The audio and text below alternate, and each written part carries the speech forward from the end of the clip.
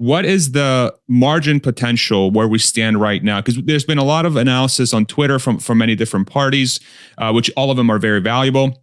But what is a realistic target? And let me contextualize this. So I asked a question to Sandy Monroe. So Sandy Monroe, those that are not familiar, he's a very knowledgeable auto industry expert that also that basically do exclusive.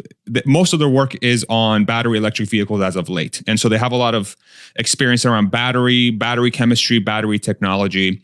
And they were doing a Q&A at CNS, and I asked them CES. And I asked them, hey, what are the margin potentials for the Tesla Megapack? It's 60% out of the question. What about 50%?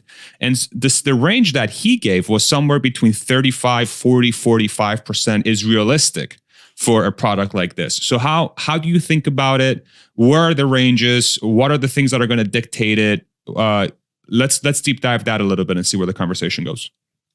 Yeah, sure. So there've been zero sum game and JP Satre, I think. Apologies if I'm butchering that name. James Stevenson, a bunch of different people that have been talking about 60% margins potentially, and there was this apparent leak of kind of like behind the scenes pricing, gross margin data that was leaked. That's like a legitimate leak. I think that was like actually a screw up that like Tesla took that site down for like 12 hours or so, the Megapack design site, because that was like actually like a legitimate screw up on their end.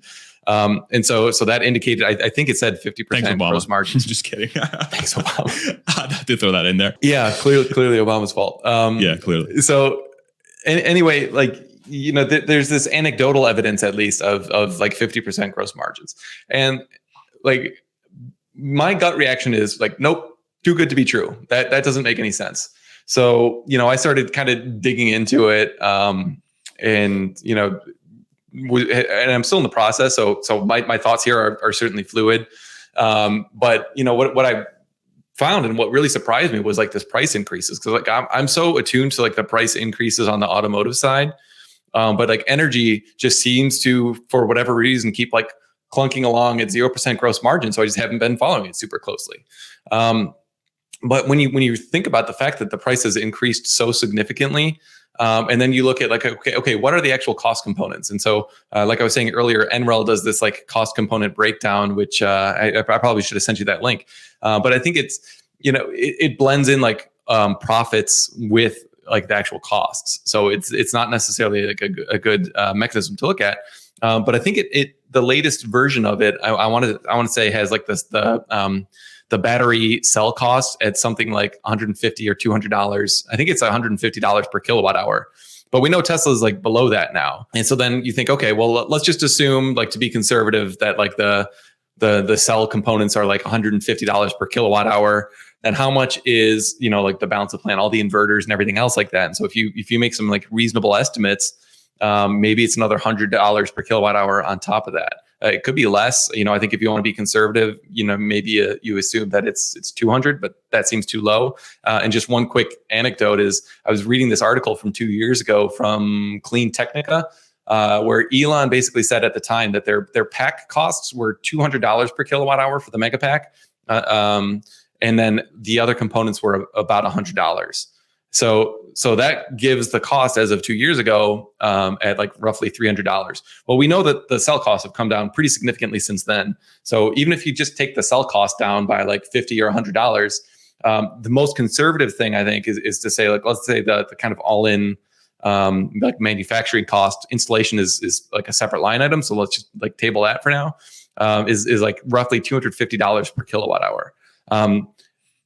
That seems too low to me, but when I keep diving into why or like what components should be higher, I can't really come up with a good answer.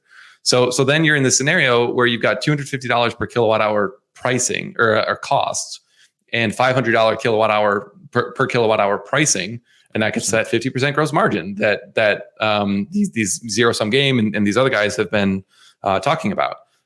So I'm not going to model it that way because at least in the short term, because these ramps take time and there's always kind of unexpected things that come up. And frankly, Tesla, like, it's a little bit of, you prove it to me with this. Like I'm pretty comfortable assuming 25 to 30% gross margins this year. Although I do want to better understand like how much the lower price backlog is going to be flowing through the financials this year. Because if you're still selling, $300 per kilowatt hour battery packs, then you're not going to have 50% margins. But if you're churning to these higher price points that have occurred over the last couple of years, then you can get to a point where credibly the margins are going to get to really impactful, really meaningful levels this year. So the $250 cost basis, let's call it, for Megapack, using $150 for the per kilowatt hour cost and the $100 extra for everything else, right?